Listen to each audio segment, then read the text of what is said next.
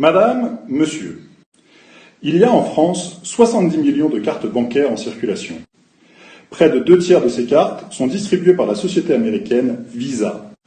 C'est une situation de quasi-monopole et le directeur général de Visa, Alfred Kelly, vient d'annoncer « Notre objectif est de supprimer le cash ». Le responsable mondial des produits de la société, Jack Forestell, a lui annoncé qu'ils entendaient interdire les paiements liquides à leurs commerçants. À moins que nous ne les arrêtions, ils lancent officiellement le grand voyage vers la fin du cash. Voici le plan annoncé par le Wall Street Journal. Visa a une nouvelle offre pour les petites entreprises, restaurants et magasins.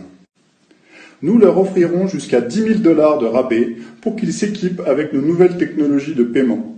En échange, nous leur demanderons de refuser les paiements en espèces.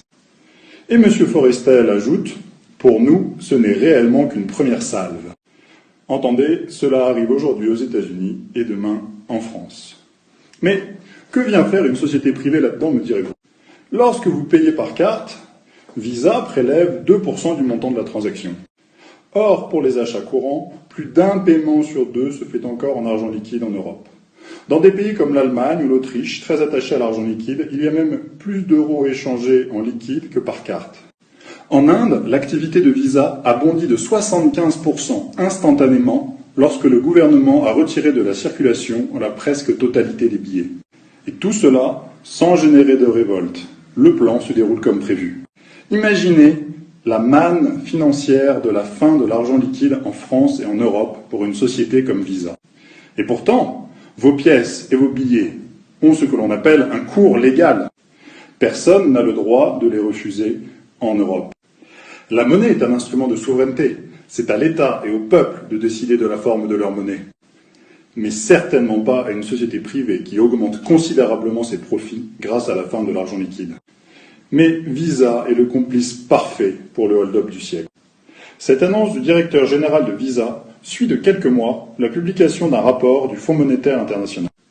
Et voilà ce que vous pouvez lire dans ce rapport.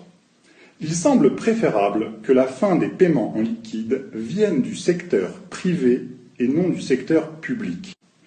D'un côté, il s'agit simplement de vendre plus facilement un café, alors que de l'autre, il s'agit d'un choix politique contestable avec des arguments valides. Parmi les arguments valides, le rapport souligne les risques d'une société sans cash en cas de panne ou attaque informatique, ou même en cas de cyberguerre. Le rapport insiste d'ailleurs, dans tous les cas, la tentation d'imposer par décret la fin de l'argent liquide est à proscrire tant la population y est attachée. On ne saurait être plus clair, l'État ne peut pas supprimer lui-même l'argent liquide, il faut que cela passe par le secteur privé. Peu importe les risques gigantesques, peu importe que la population soit contre tant qu'on ne le crie pas sur les toits. C'est pourquoi la direction de Visa peut maintenant annoncer son grand voyage vers la fin du cash. Ils savent qu'ils ont la bénédiction des États. Mais pas la mienne, ni la vôtre. Il y a là une transgression énorme. La monnaie européenne a cours légal, c'est-à-dire que légalement, un marchand n'a pas le droit de refuser un paiement en euros, qu'il soit par carte ou en liquide. En acceptant que Visa interdise à ses commerçants d'accepter les paiements en liquide, l'État accepte que la loi de Visa passe avant la sienne. Il détruit de facto le fondement même de sa monnaie, celui d'être accepté partout sur son territoire. Bien sûr, l'abandon de souveraineté de l'État n'est pas gratuit.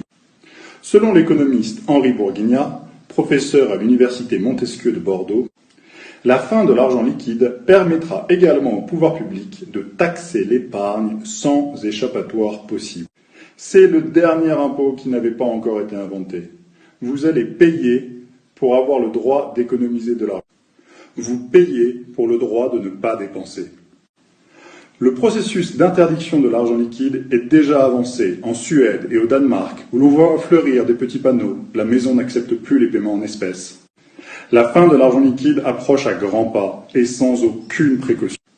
C'est une véritable guerre qui est menée contre l'argent liquide avec, d'un côté, les appétits à court terme des hommes politiques et grands hommes d'affaires.